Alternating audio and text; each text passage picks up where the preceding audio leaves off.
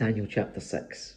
Darius the Mede decided to divide the kingdom into 120 provinces, and he appointed a high officer to rule over each province. The king also chose Daniel and 2 others as administrators to supervise the high officers and protect the king's interests. Daniel soon proved himself more than capable than all the other administrators and high officers.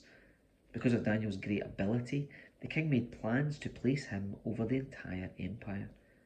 Then the other administrators and high officers began searching for some fault in the way Daniel was handling government affairs, but they couldn't find anything to criticise or condemn. He was faithful, always responsible, and completely trustworthy.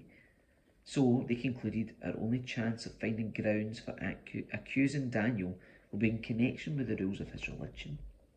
So the administrators and high officers went to the king and said, "Long live King Darius. We are all in agreement, we administrators, officials, high officers, advisors and governors, that the king should make a law that will be strictly enforced. Give orders that for the next 30 days any person who prays to anyone, divine or human, except to you, your majesty, will be thrown into the den of lions. And now, your majesty, issue and sign this law so it cannot be changed, an official law of the Medes and Persians that cannot be revoked." So King Darius signed the law.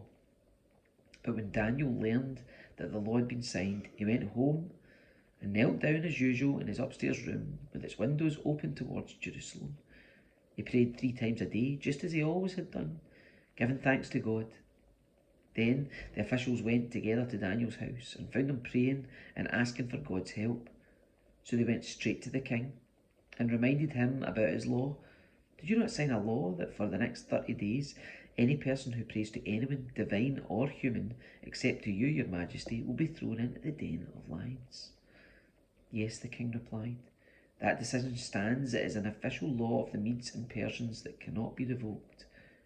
Then they told the king, "That man Daniel, one of the captives from Judah, is ignoring you and your law.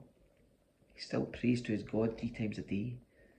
Hearing this, the king was deeply troubled, and he tried to think of a way to save Daniel. He spent the rest of the day looking for a way to get Daniel out of this predicament. In the evening, the men went together to the king and said, "Your majesty, you know that according to the law of the Medes and the Persians, no law that the king signs can be changed." So at last, the king gave orders for Daniel to be arrested and thrown into the den of lions. The king said to him, "May your God, whom you serve so faithfully, rescue you." A stone was brought and placed over the mouth of the den. The king sealed the stone with his own royal seal and the seals of his nobles, so that no one could rescue Daniel. Then the king returned to his palace and spent the night fasting. He refused his usual entertainment and couldn't sleep at all that night.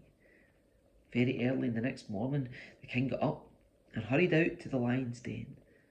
When he got there, he called out in anguish, "Daniel, servant of the living God, was your God, whom you serve so faithfully, able to rescue you from the lions?"